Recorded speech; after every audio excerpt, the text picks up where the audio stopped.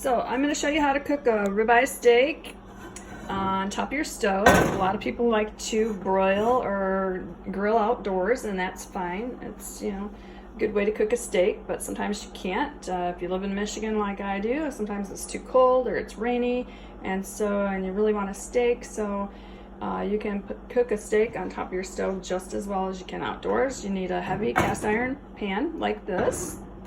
I've chosen ribeye steak. That happens to be my favorite cut of steak. A lot of other people like filet mignon, tenderloin, sirloin, whatever your favorite is. I kind of happen to like this. It has a little bit of fat on it and a little bit of fat marbling throughout, mixed in with the meat. It gives a lot of flavor. And so the first thing I do is I usually put my cast iron pot on. I get it hot. You want it really hot. I'll usually pull my steak out maybe 25 to 30 minutes before I'm actually going to cook it and bring it to room temperature. Then I usually will season it. I'm using kosher salt, and I have some ground pepper here. So I usually will salt and pepper both sides, and salt it fairly well and pepper fairly well. This will add a nice crust onto the outside of the steak when you put it in the pan. You want to make sure the pan's real hot, and you want to make sure your meat's seasoned really well. And then when you place it in the pan, it's going to sizzle. It's going to form a crust on the outside of the steak, which will seal in the juices. And it'll be like a little crust on the outside, but it'll be all sealed, juicy inside. So here we go. Placing it right in there. You can hear it sizzling. And I've got the temperature at like medium high. You can see it smoking. And I like my steak medium to medium rare. So generally I will cook it about 4 to 5 minutes, depending on the thickness of the steak. This is a pretty thick steak, so maybe 4.5 minutes on each side. And then I'll flip it. And then turn it over and then do the other side. And it should be just about perfect.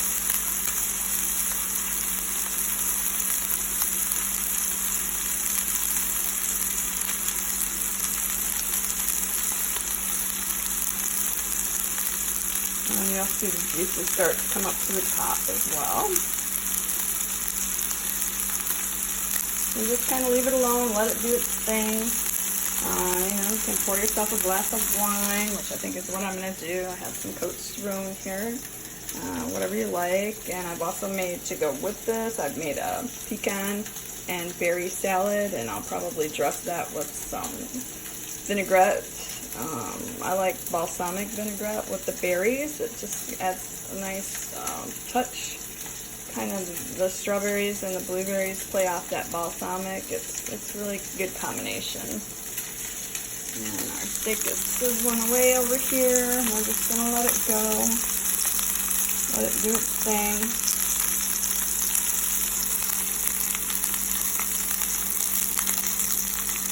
And you could also make some sauteed mushrooms with this if you like, or steamed vegetables. I'm keeping it pretty simple. I'm trying to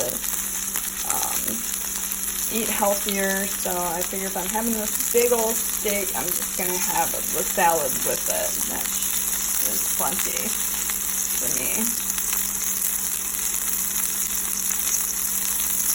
And I'm just going to let it go. We got about some more minutes on this side. I'm just going to let it go. Do its thing.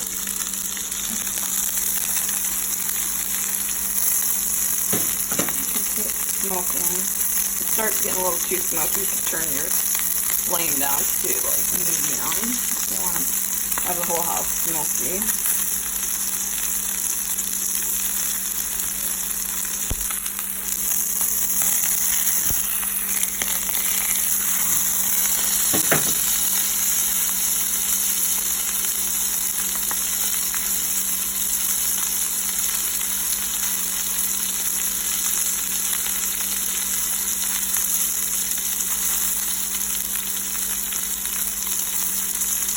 And sometimes you'll see the juices, like right here. They're starting to form, starting to come up to the top.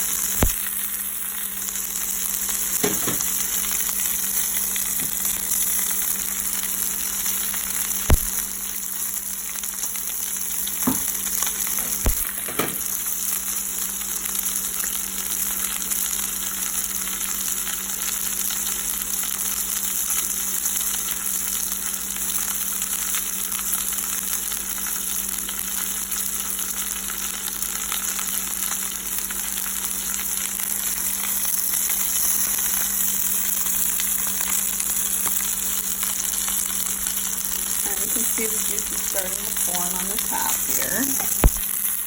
Right here too. Right here.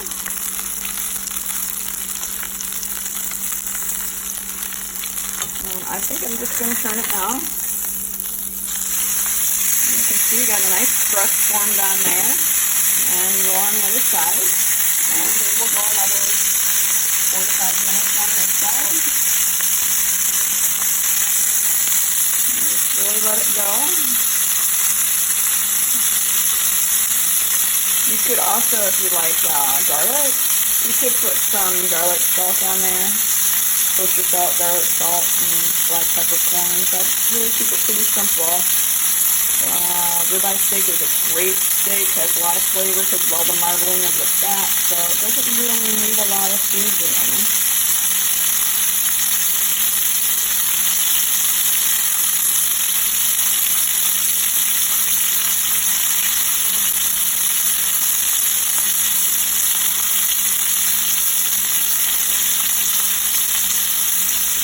And then another trick to having a great steak, or even any kind of roasted meat of any kind, is when it's actually done cooking, you would take it off and let it rest before you cut into it. Let your steak rest maybe 3 minutes.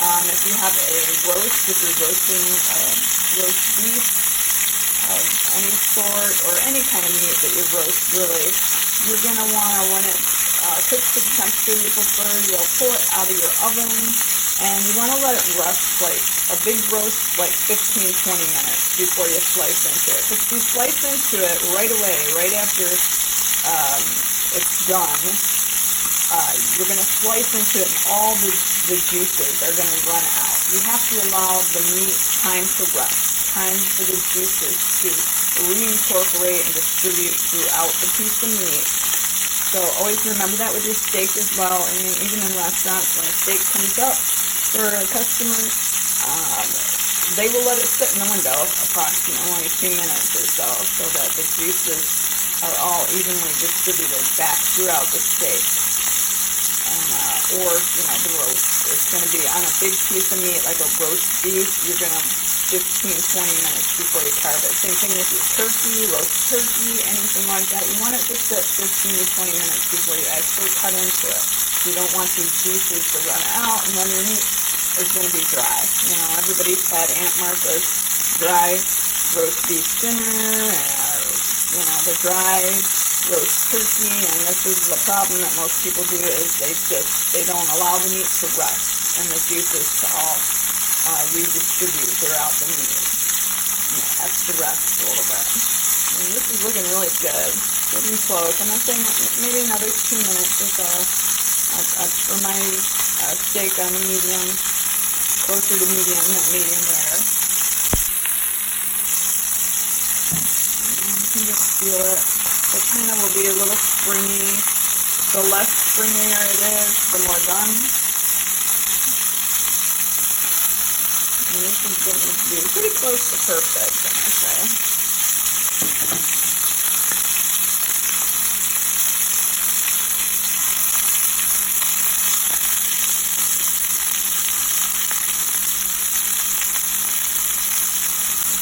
And take a quick little peek.